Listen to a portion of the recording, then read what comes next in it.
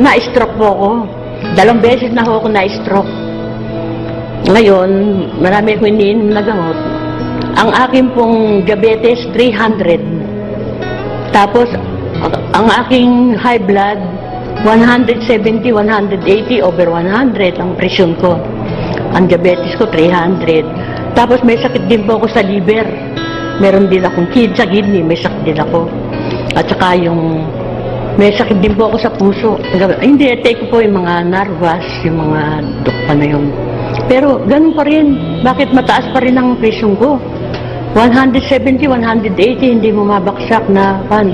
Ang diabetes ko mataas din. Ngayon, minsan nagpatoxic ako dun sa Citizen. Nagpatoxic ako. May nag-alok sa akin ng Alive. Sabi niya ganun. Ito po, misis, sabi niya ganun. Mabuti po ito sa mga na-stroke, tsaka magaling po itong Alive na ito. O sige, kukunin ko niya. Magaling ba yan? Sabi niya ganun. Makakalakad pa ako ng gusto, sabi niya ganun. Pipilay-pilay ako sa kaniyaya. Meron akong tungkod, yung tungkod sa stroke. Hindi ako nakakalakad. Tiyatake kong alawa once before breakfast, 30 minutes before breakfast. Nung linggo ko, nagpa-check up po ng, ngayon, ang presyon ko ngayon, 130 over 80.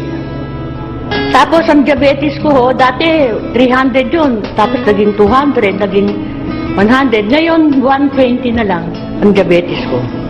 Kaya, pati yung cholesterol ko, dati umiinom ako ng Lipitor. Ang mahal-mahal ng Lipitor, 60 pesos ang isa. Ininom ko yun ng isang buwan.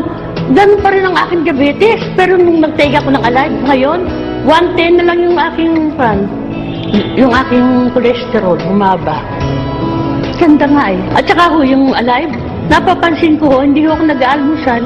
Magsisimba ako, hindi ako ginugutom. Sabi ko, ba't ako nagugutom nito? Sabi ko, maganda yata itong gamot na ito. Hindi ako nagugutom. Inaabot ako doon hanggang alas 11 ng umaga sa simbahan. Hindi ako ginugutom. Pag uwi ko, tanghalian ang kakain ko. Nakakalakad ako ng straight ngayon, pag-take ko ng Alive.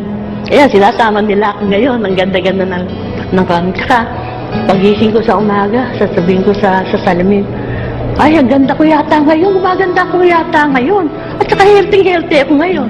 Ayun nga nun.